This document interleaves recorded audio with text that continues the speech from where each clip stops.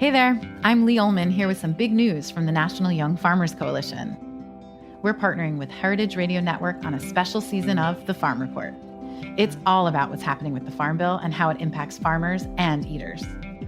I am growing diversified vegetables on land that's been in our family for 150 years.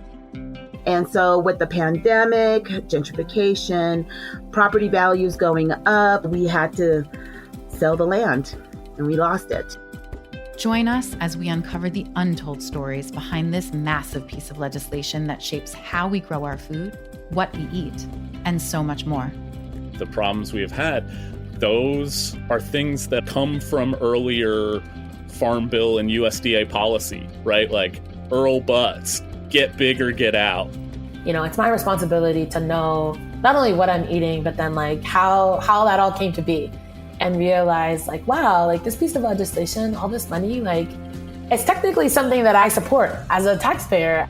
While Congress debates the next Farm Bill, this is not just an invitation to listen. It's a call to action. Be part of the conversation. Subscribe to the Farm Report on Heritage Radio Network, wherever you listen to podcasts. You're listening to the summer replay series of Item 13, an African food podcast. We're sharing your favorite episodes from the past 2 seasons all month long. It's a good time to share the podcast with a friend. Subscribe, rate, and review on your favorite podcast app. Stay tuned for all new episodes next month. Season 3 will be back in September. Here's the replay. We ate, and the principle was at least a third of your plate, fresh vegetables, you know, whether it's vegetables that were roasted. Look, fresh vegetables, carbs, we did not hold back on the carbohydrates. So long, you know, if it was rice, it was potatoes, yams, plantains. We ate and we were happy. You know, the only thing I can say we moderated was the fat. We cut out sugar and meat was controlled. So if I had a drumstick on the day, that would be, you know, I wouldn't go overboard with the meat. And in a space of 4 months, I lost 25 pounds. My mom lost 12 pounds. And, you know, her blood work was really healthy, you know, because she had diabetes, but her blood was really healthy. And I said, look at this. I mean, look, when we have fufu and light soup, we don't put oil in that at all. At all. It's a fat-free dish, essentially, you know, and it's so healthy, it's whole, it's simple, you know.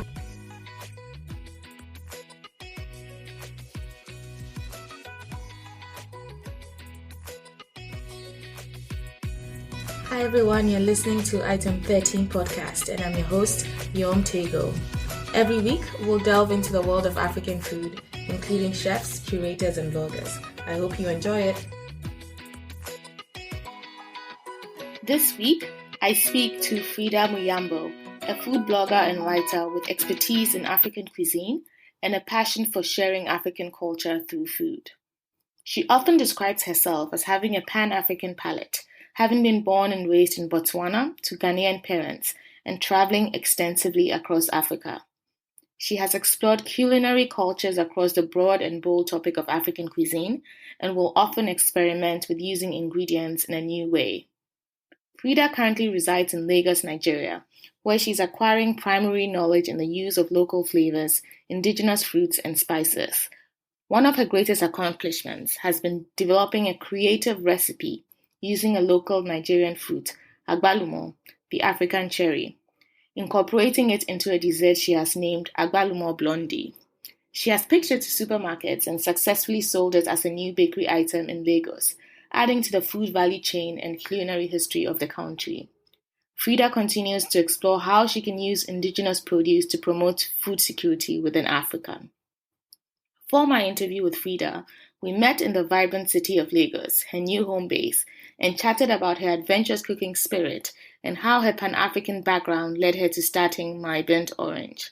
This conversation was so good, I've split this into a 2-part interview. Here's part 1, and stay tuned next week for the conclusion of our conversation. Should I call you Freda or Freeds? Because I see Freeds online. Yes. And I see Freda. You can call me Freda now. Okay. You know, I went by Freeds when I was still shy. I'm not sure of what I was doing, but, you know, the full name is Freda Muyambo, so you can call me Freda. So let's start by you taking us back to 8-year-old Freda or 10-year-old Freda. What were you like? What were your influences? Wow. Do you know what? It's interesting that you say 8 years old, because it was when I was 8 years old, that's when I cooked my very first dish. Literally? Yes. Okay. I just picked a random number. Yeah, no. I cooked my very first dish with my dad. And it was very simple. I boiled spaghetti, and my father was so proud of me. The whole neighborhood heard about it. They said, "We heard you can cook spaghetti very well." I was like, "Oh, my goodness!" But yes, that was 8 years old. My mom had traveled, so. Interesting. Did he cook a lot? Because that's surprising for your dad. Your parents are Ghanaian, right? Yes. I can't say that my dad cooked. But you see, my mom would have cooked loads of stews and sauces. So, at home we would have just had to boil rice or cook spaghetti. So here I was with my dad boiling pasta. And so proud. Yes, no, honestly, my dad was my greatest cheerleader. Oh, nice. Honestly.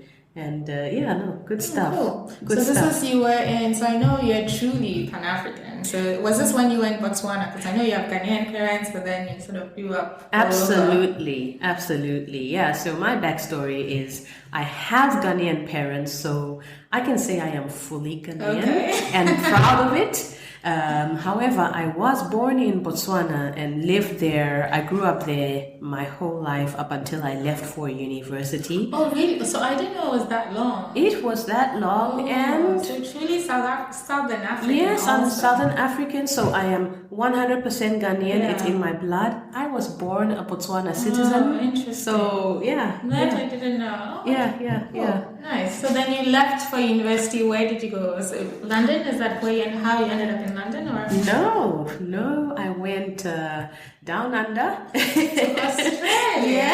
Yes. I went to Australia. I went to Melbourne. Okay. And lived there for 5.5 years. I did my university there. I'm learning so many new things about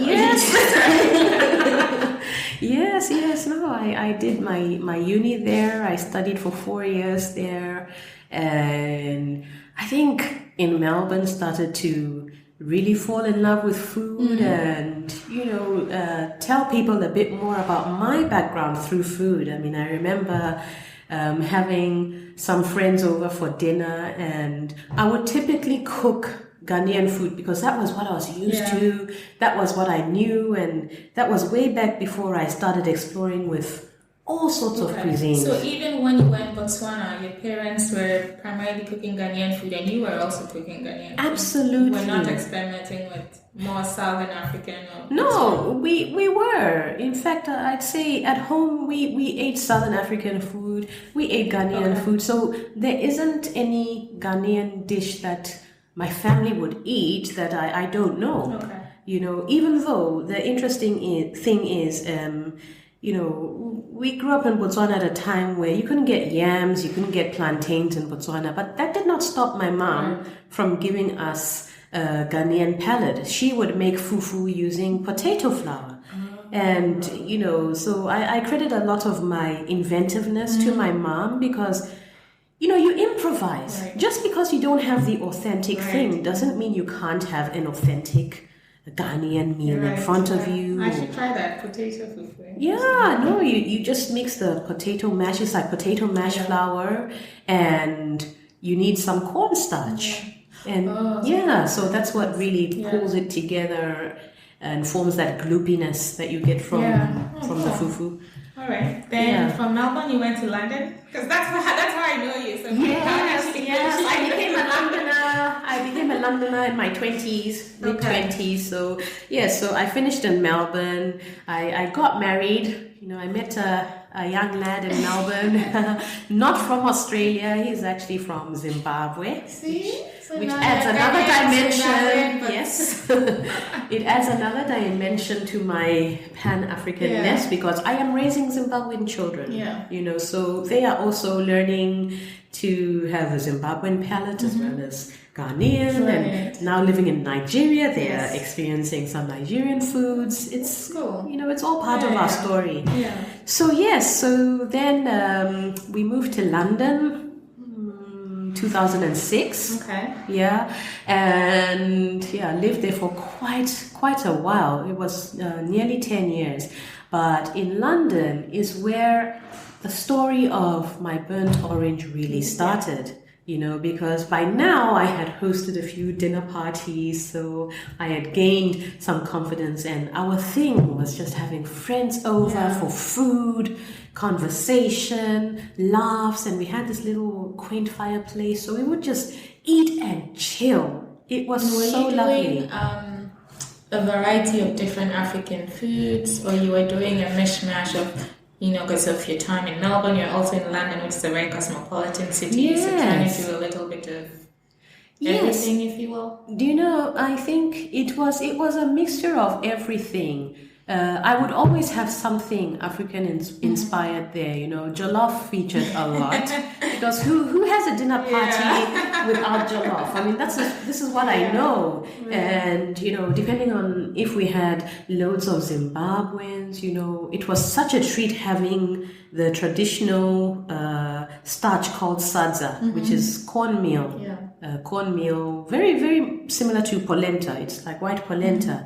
So, we'd have that. But I remember a typical spread for me would include, I'd have jollof, I'd have a salad, I would make my mom's goat kebabs, and I would make a roast chicken,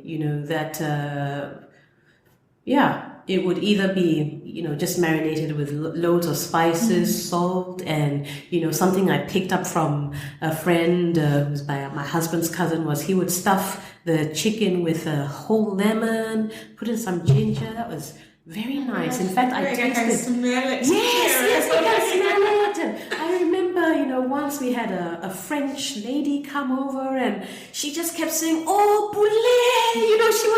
She was crazy about the aroma. It was wonderful. And actually, I tasted some chicken the other day. I can't remember where. That reminded me of that. That roast. So that I would put almost anything and everything on the table. And one of my best friends would always say, "Freda, you always went to town." So so I would have a stew, I would have goat kebab, I would have a roast chicken, and I would always have a banana bread as dessert, especially when my sister moved over to London, because she was the baker in the family. So she would do her banana bread with this cream cheese frosting. Look, it wasn't for people who needed to diet. Because it was just food, loads of food, hearty, healthy. I'm not thinking of portion control. I mean, we were in our 20s, nobody needed that back then. Yeah, so and that's how and actually the reason why I say that's how my burnt orange story started was our first flat in London, where we hosted most of our dinners. The kitchen walls were this vibrant burnt orange color. So that's why the inspiration or the that name is for No, I mean, it's such a vibrant color. One of my favorite colors. It's just bold, and that. One of my memories I've taken away from that flat is our massive table that just about filled the entire kitchen. London flats are not that spacious, but we plopped that table in the middle of this kitchen in the midst of burnt orange walls. It was beautiful. So I took, when we moved from that place, and we moved there once we had started having kids, it became the inspiration for my blog. So whilst because of the shift and change in balancing family life, couldn't do as many of these grand dinners, but I took that burnt orange kitchen with me in a way. That's so and cool. created my blog. That's cool. I actually actually always thought that it came from a recipe or something when you were cooking with an orange, and so that's sort of how. Honestly, that's actually a really even more poignant story, like reminding you of like what food does in terms of bringing people together. Yes. And all of that good Yes. stuff. So And it does that in the most powerful way, because we would have food, and I'm married to a Zimbabwean, so we would often have Zimbabweans over, and there was food, and the banter was always around politics. Yes, I was going to say when Africans get together. Yes, food and politics, you couldn't separate them. Yeah. So it was fun, but it was deep. Yeah, good stuff. So then, my background inspired the name for the food blog. But then what inspired actually starting the food blog? So what was the big aha? Like, I like to cook. Yeah. So I'm doing all of this good stuff. So the big aha, and it's very clear to me where it all started. So by this time, 2010, I had already had my first child, and being in my very late 20s, very near 30, now having to face the challenge of trying to keep it tight, lose weight, lose the baby fat and all that jazz.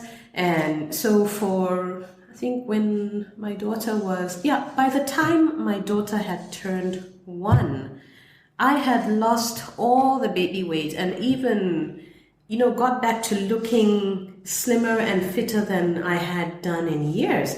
And I remember I had done this, doing healthy eating, but it wasn't anything to do with, the diet fads of today. Right. We're eating copious amounts of meat and fat and no carbohydrates.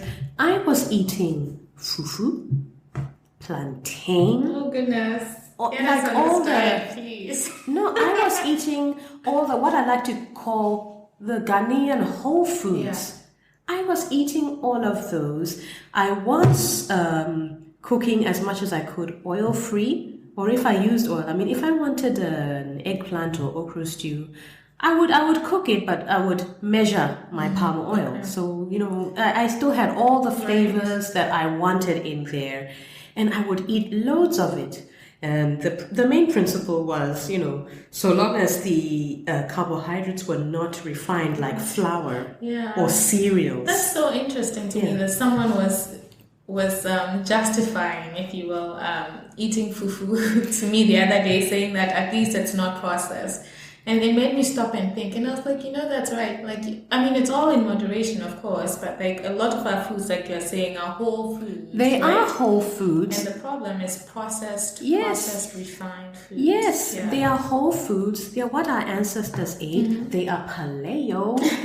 Hello? Seriously. Yeah. I mean, we could tell people we invented this stuff. I always keep saying, I said African food is not just about bringing it to the world is not just about bringing the spices and the flavors, but also the healthy eating aspect of it. Because I think there's a misconception. There is a misconception. Our food is not healthy.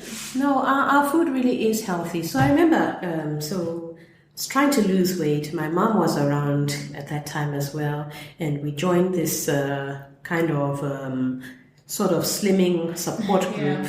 And all their recipes, minestrone soup, things that I was like, look, if I had to eat this, I'd be, sure, they taste nice, but it's not what I'm accustomed to eating every day. And I want to eat something I actually enjoy. So I would just look at the ingredients and say, actually, with those ingredients, I could make something that is more to my palate.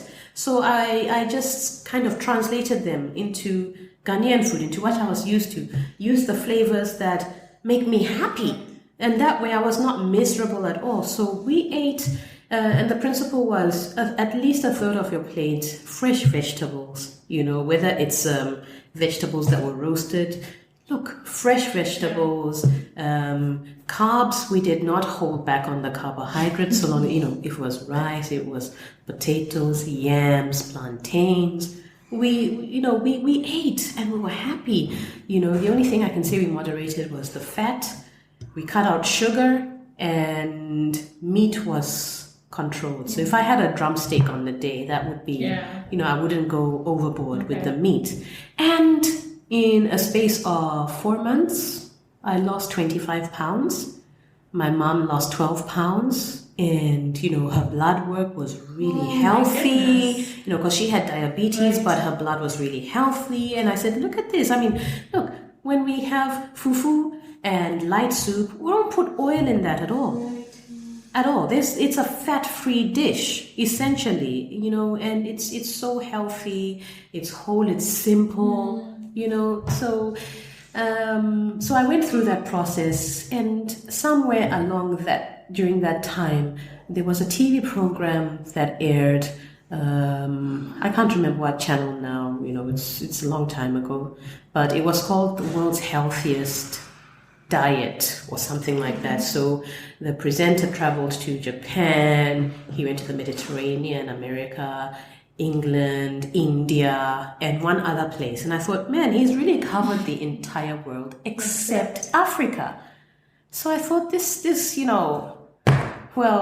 I just thought, well, who could blame him? Because we're not talking about our food. And things have changed now. It's been a few years, but back then, you couldn't find much information about African food. Nobody was singing about it. Nobody was promoting it as a healthy food or celebrating. There were people, but really how many are we? Billions of people in the world. Literally, there's hardly anyone creating a dent or creating waves in the space of African cuisine. So I got to the end of my weight loss goals. We finished off with a trip to Ghana. I remember it was around Christmas. My baby was 1. I came to Ghana, was eating fufu, soup, everything, even more liberally. And I lost a further 6 pounds in that time.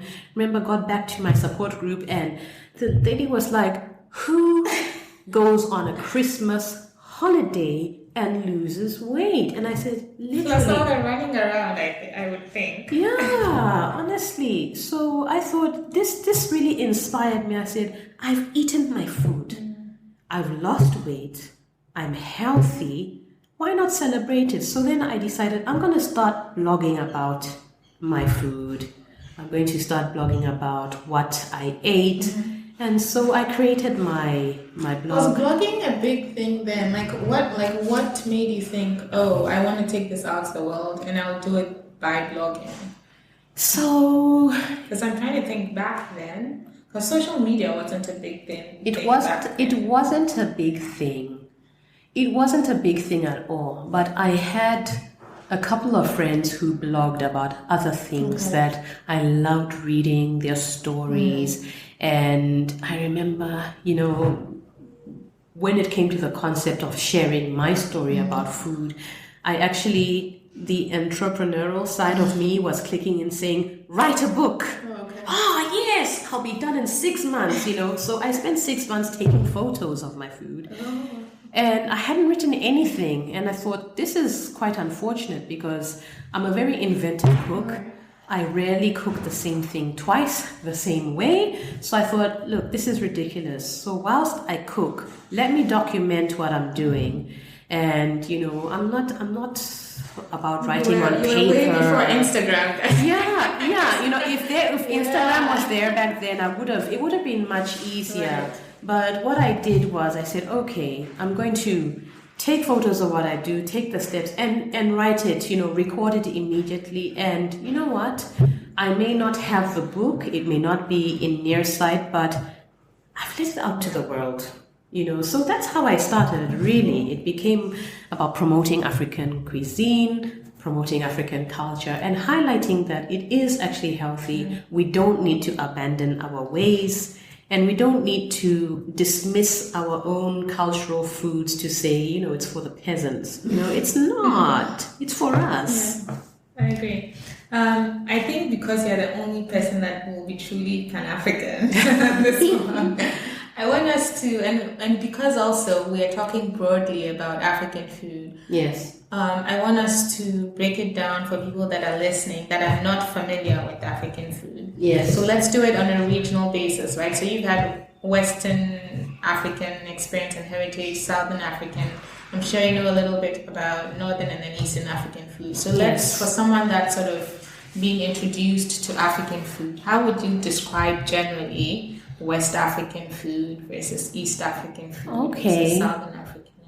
Okay, so I would say that, and the way I've done this over the years is to divide Africa into not 4 quadrants, but into 5.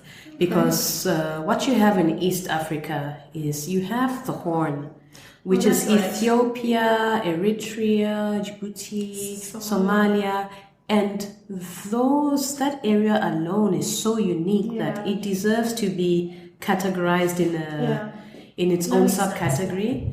And Central Africa, so actually 6. That's right, because Central Africa can get forgotten, but there's a lot that goes on. It's usually lumped in Western Central Africa. I see it sometimes, but Central Africa is distinct also. It really is, and I think it's going to take much more research to actually uncover it, because what I found about Central Africa is that because of the languages, there's a lot that is documented in French, so Anglophones may not understand, and it may be more difficult to uncover. But I spoke to someone from the DRC just last week, and she said, we have more food than you have in Nigeria. And I said, that is a bold statement, and I really wonder. But just to give you an overview, if we start in West Africa, I'd say, this is a region where, even if you look at 18th century maps, you had something called the Pepper Coast. So this is a definite spicy quadrant of Africa where you have a lot of and a variety of fresh peppers, fresh and aromatic peppers. That is what distinguishes West Africa.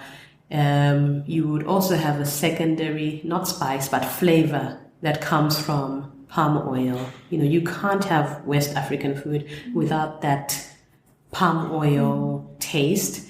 And the third thing is the actual ingredients we use: dried or smoked fish, smoked crayfish, meat that has been smoked. All these add to creating that distinctively West African flavor. We can go deeper than that, but just in a nutshell, we can start there, on the surface. I will add peanuts, but peanuts I found is used widely across Africa. Then I think I've identified two things that come up, but I will touch on that. So if you move way across towards East Africa, you have a more adventurous and universal mix of spices.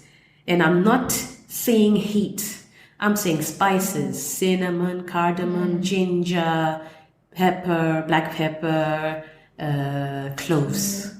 Cloves.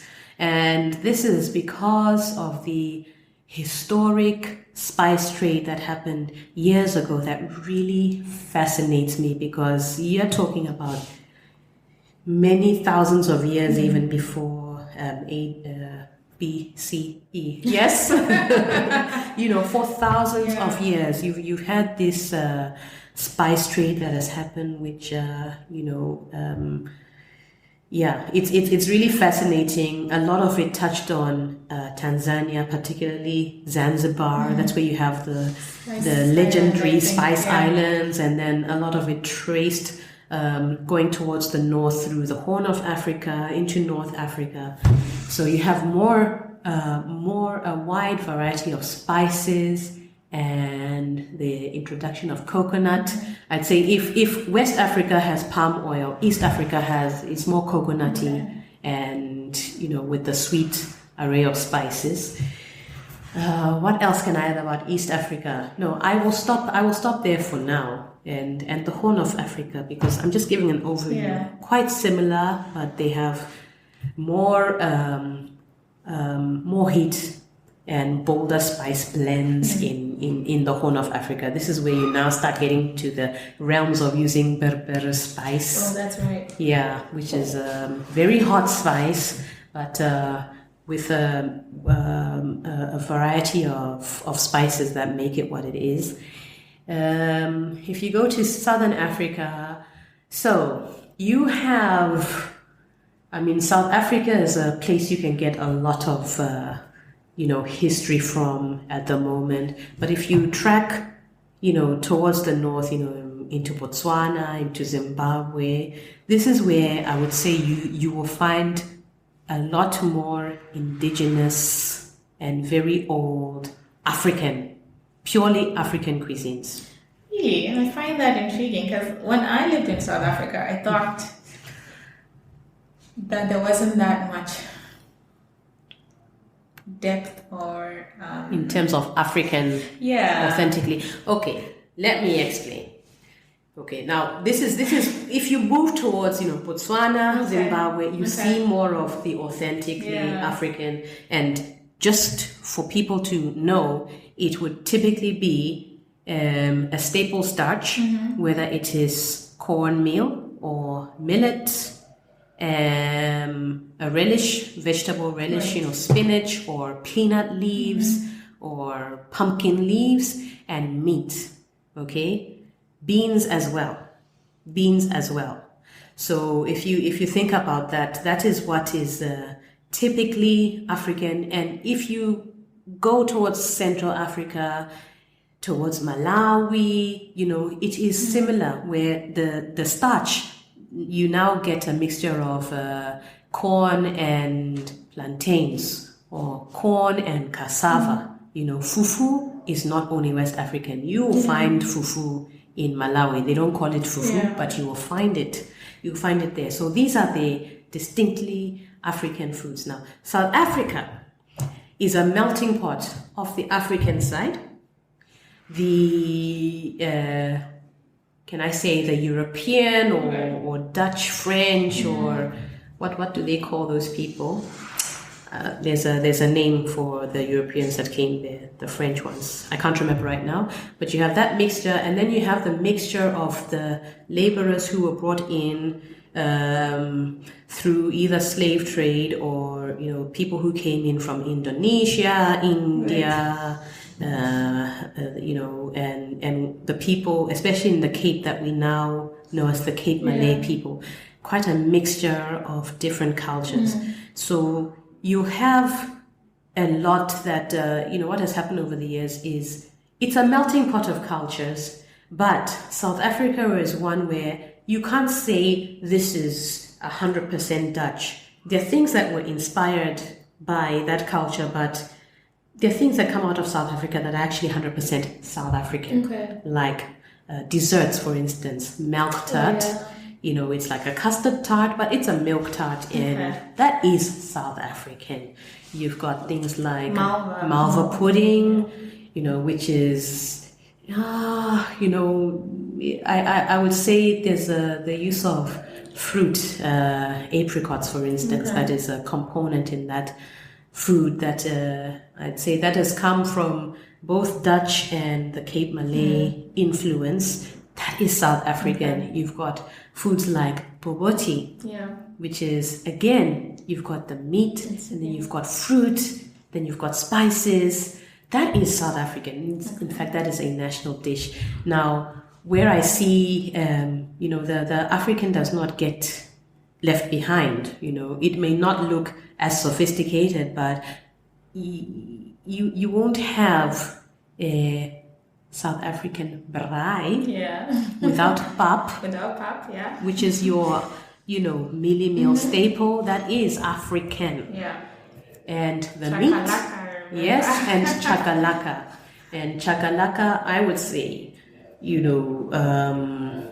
may be a bold claim, but I would say, from what I've seen, this is something that developed in the townships with the outside influence. The spices were introduced there, but this is something that, people who wouldn't have loads of meat in the house or just something basic on the shelves would just put together, make spice, and celebrate. So this is the African Okay.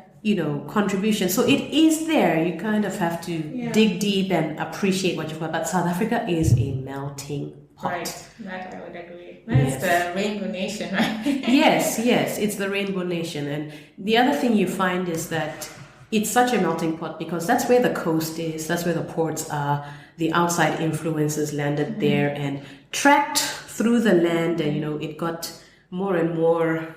It would shift from the outside influences to indigenous once you go north towards Botswana, towards Zimbabwe. But there are some practices that I would say became a hybrid of both. Biltong, for instance, is not an invention only from the outside. Okay. The process... Let's describe biltong first to those who... Yes, what biltong is dried... Yeah, it's very much like beef jerky. It is dried meat. And this dried meat, whilst the process of drying enhances the flavor, the drying was done as a form of preservation. When you travel up in villages in Zimbabwe, it's all about preservation. So, look, I'm talking African cuisine. I can't tell you what and how they preserve meats over there, but it's something that we were doing here. Yeah. We were doing it here. So, but what you had in South Africa is the introduction of spices, coriander. There's a lot of coriander and other spices incorporated into biltong, and that's what you have. But biltong is a very, you'll go into the villages who have never interacted with outside cultures from their own, and they have biltong just as a form of preservation. Maybe not as many spices as you would find in South Africa, and this is where, particularly in Zimbabwe, you would find what South Africans would call sacrilege. You cook the biltong. You cook it. You cook it. This is what they do in Zimbabwe. You cut it up. You cook it in a like a stew. In a stew, yes, in a stew. Really? Tomatoes, the biltong, some peanut butter. Yes, South Africans would find that pretty sacrilegious. In fact, I remember my very, very, very first article that was posted by The Guardian UK was biltong stew. Oh my Lord. It was ripped to pieces, even by people from Zimbabwe who don't really know their history and culture. It's like this is something that they do in the rural areas. They cook their dried meat, because the dried meat is not dried meat for dried meat's sake. It's not a luxury. It's a necessity. You are doing it to preserve the meat.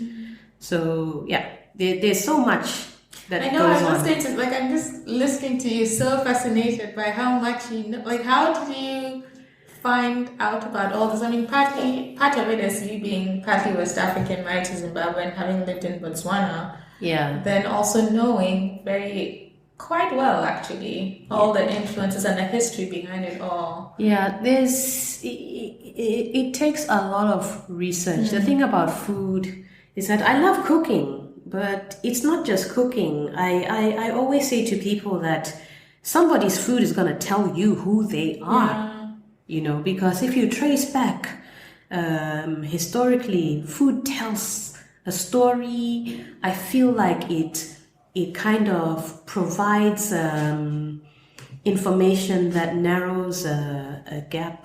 Is that right? Yeah, it can fill in gaps. In my mind, it provides answers to different things. I mean, if you look at West and Central Africa and Brazil, there are foods that are almost exactly the same. Like some are even called the same name.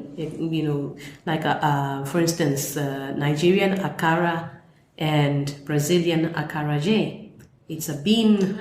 It's a bean donut or a fried bean ball. I mean, they serve it slightly differently, but essentially it is the same thing. Or if you look towards Central Africa, Angola, those sort of areas where you have gombo, which is your okra stew. You go to deep south of America, and you have gumbo, and it's an okra stew. There are so many fascinating connections to be made. And whilst I would have never sold myself as a historian or somebody even interested in history, you can't get into the world of food without knowing or getting into the stories behind them. And it's so fascinating, which is why I say a person's food is going to tell you who they are, you know. And there are many things, look, I hope to explore one day. You know, I don't know if you've heard about the African population that lives in Pakistan and India that actually came from East Africa. There are Black African Pakistanis who may have been Swahili. Oh no, I didn't know that. I know East Africa has a lot of Indian influence and all of that stuff. Africans, but I didn't realize that. No, there are Africans in India and Pakistan who they've been there so long that they don't even know where they come from anymore. But my best guess is that their food is going to tell them who they are. You know, and I would love to explore that one day. Oh my goodness. Yeah. There is so much. Yeah. There is so much about food.